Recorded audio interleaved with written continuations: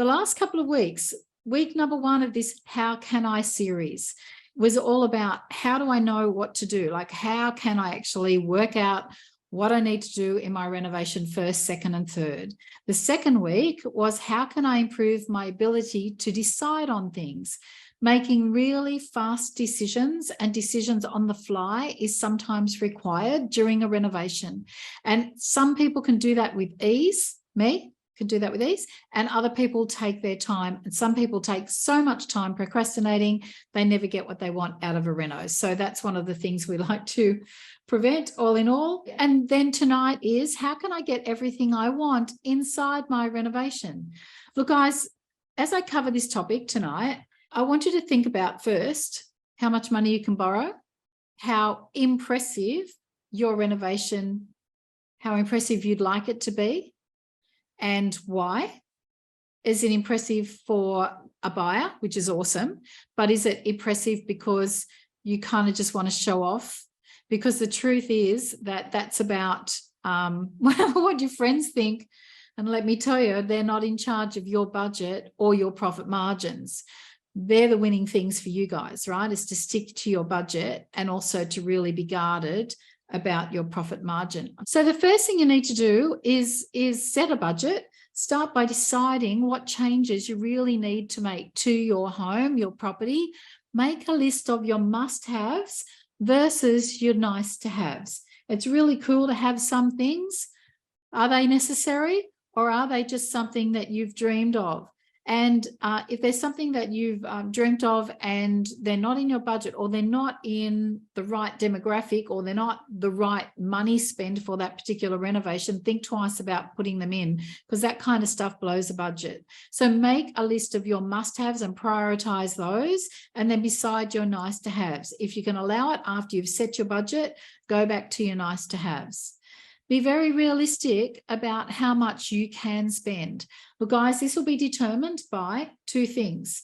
How much you can borrow, first of all, from the bank or other person, joint venture partner or capital funder or wherever, how much money you've got to play with. That's number 1 determination. Number 2 determination is judging on your current income, assets, and the way you run your life. What can you afford? How much of a renovation can you afford to do?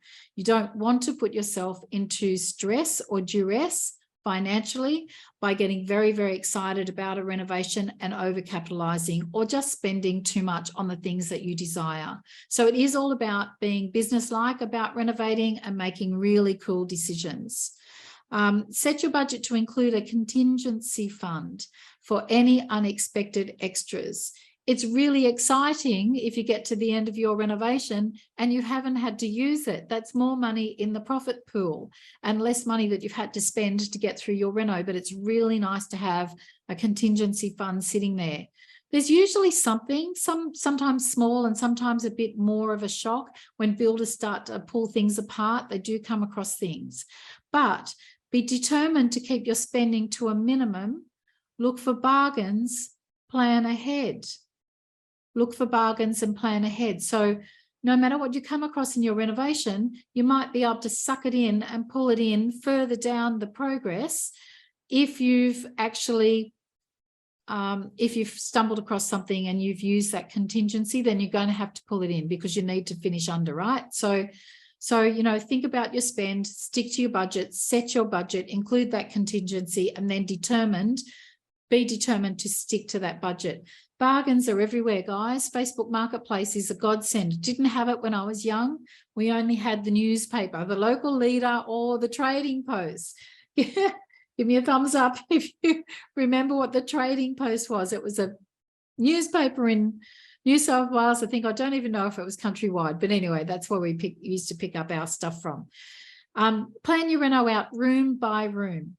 Get a few quotes. Don't just get the one quote and go ahead. Get a few quotes. But once you accept a quote and your team are on site, don't change your mind on the fly, because that will blow your budget.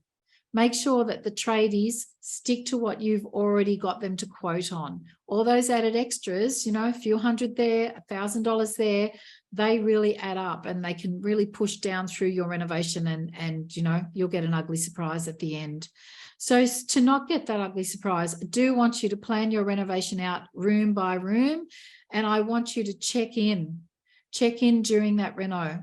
Like track your spending while that reno is underway. Every time you finish a major component like a kitchen or a bathroom or a big patch of flooring, check in on your budget and see how you're tracking. Make sure you don't forget anything in your budget: labor, costs, materials, any approval fees, legals, holding fees. And you know how I love a place to hit the market looking gorgeous. So don't forget to allow for your styling. Yeah, it's really important. Check on your budget, check your progress. Don't leave it to the end and go, oh my goodness, look what we've spent. I don't want that to happen to anyone. Be excited about all the things you want.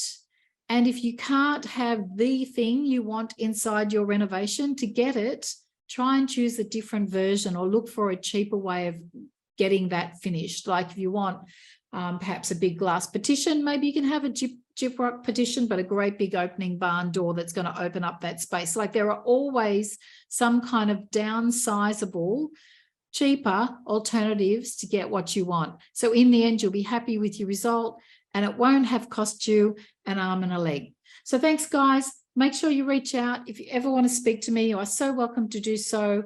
renovateandrealestate.com.au/call. renovateandrealestate.com.au/call. Make sure if you're listening to YouTube that you subscribe to this channel, because we're popping up videos here and there. And make sure you are on the Mums and Dads Renovators and Decorators Facebook group. And you're also subscribed to our email list. And that's thunder you can hear in the background. So I'm going to race around and check that I've shut all of my windows. Big love, guys. See you next week.